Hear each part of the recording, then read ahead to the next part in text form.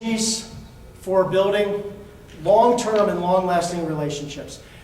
Well, first and foremost, there's a certain amount of frequency of contact that we need to make to our physicians in order to build a relationship. Okay? Let me pick somebody out. Oh gosh. Greg. You know Greg. I knew of Greg, but I met him a year ago in Washington.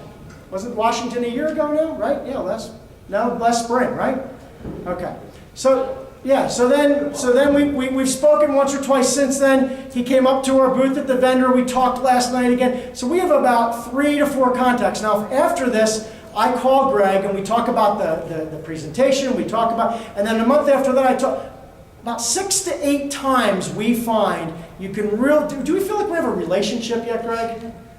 Well, what you said to me last night,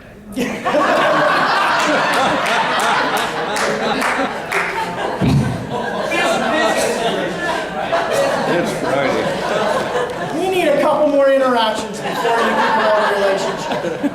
All right? So there's this frequency that has to happen. So, you know, we go in and talk to companies, and the first thing I ask, and a lot of times they're called marketing reps, a lot of times they get a little defensive with this. How many, qualified, defined, and quality visits did you make to a physician last week? And I don't mean walking in and throwing something down, throwing your notepads down in the front desk. How many good quality contacts did you make last week? Okay, anything less than 40, they're not making enough contacts.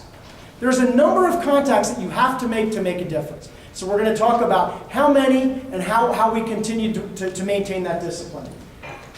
Yet, at the same time, you have to take the time to understand the needs. If all I'm doing is trying to make my contact goal every week, so I'm going to make those 40 contacts, whatever it takes. I walked in, I'm here, I'm out. That's number 19, okay? There's no quality to those, and we don't establish any kind of needs. So when a physician liaison comes back and said, I made 1 contact yesterday. Why did you only make 1 contact? Because I sat in a physician's office that's going to refer us more patients than you ever dreamed of for 7 hours and waited for that physician. And he respected that and he talked to me. Great. Success. But there's a fine balance between frequency and making sure you establish those needs and taking the time to do that. Once we understand the need, then this is the creative part. We need to respond with solutions. Okay? And there's a whole bag of those out there. And we'll talk about some of those. Okay? Think of your physician liaisons. Okay? Their main thing that they're looking to do is make the referral process easier for the physician. That sums it up. That's what I'm here to do. I'm here to make things easier for you. Okay? They don't hear that. They hear about why the way you do joint mobilizations in your clinic and why what you do with knees is better than the competitors. And if I was one of those physicians, I'd say prove it. And if you can't prove that with something that measures your performance for that diagnosis, I wouldn't even say it.